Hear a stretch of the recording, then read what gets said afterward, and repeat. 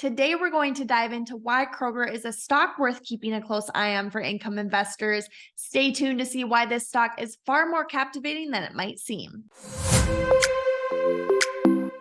Thomas, in your article for MarketBeat, you had mentioned that beauty is in the eye of the beholder for Kroger stock. What do you mean by that exactly? I mean, Kroger isn't exactly a name that jumps off the ticker at you, is it?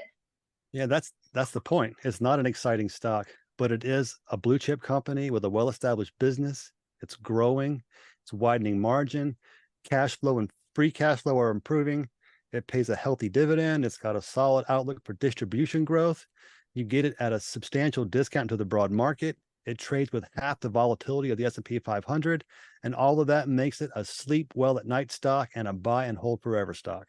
Well, we love those kinds of stocks. Yeah, we do. But let's dig into a few other things while we're here, Thomas. Nothing drags down a stock like a lawsuit. But you had wrote that there was a settlement and the threat appears to be over.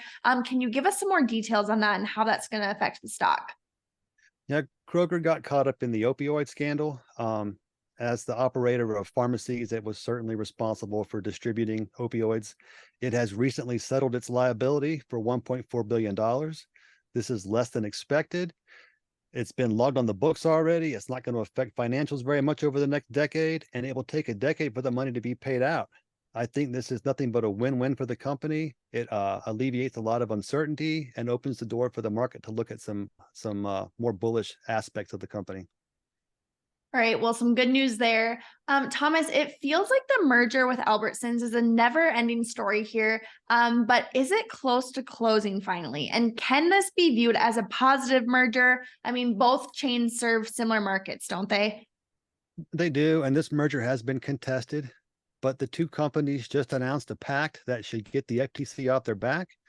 They're going to sell 413 or so stores, 3 brands, and 8 distribution centers to a major competitor.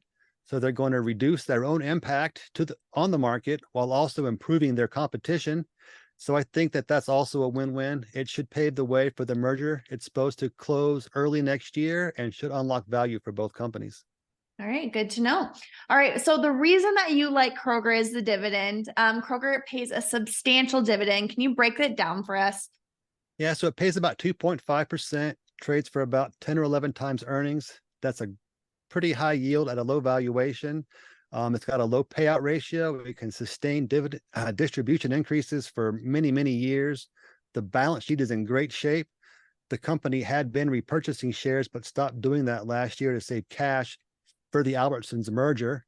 Their cash position has more than doubled in the last year.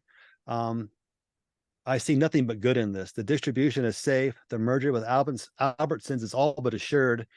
If they don't do the merger, they'll be able to use that cash for distribution increases and share repurchases. And once the merger is completed, they'll be able to resume share repurchases. This is nothing but a win-win for investors. Are the analysts agreeing with your take, Thomas? Well, the analysts are holding the stock.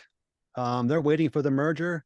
But I will say that they see both Kroger and Albertson trading double digits above their current levels. So as far as the technical outlook, Thomas, you say Kroger is trading at value levels. Let's go ahead and pull up the chart if you would. Why don't you show us what you mean with that and give us an entry point if you can? Sure. Right, Laycee. So you can see over here, Kroger shares popped and broke above their long-time resistance point of an all-time high. They've corrected back to that all-time high level and are showing clear signs of support at long-term moving averages and at this long-term uptrend line. I think the stock may trend sideways from here, but I do not see it moving substantially lower than where it is. Any weakness, I think, would be a buying opportunity in this stock. Right. Well, Thomas, despite not making headlines for its excitement, Kroger does offer investors a stock with dependable revenue earnings, sustainable cash flow, healthy dividend, as you've shown us in today's video. For income investors that are looking for more information around this stock, click the links I've included down below. Go ahead, subscribe to our channel for more tools and research for your investment journey. Thank you so much for your time and analysis today, Thomas. We'll talk to you soon. Yeah, see you next time, Laycee. Thanks for having me.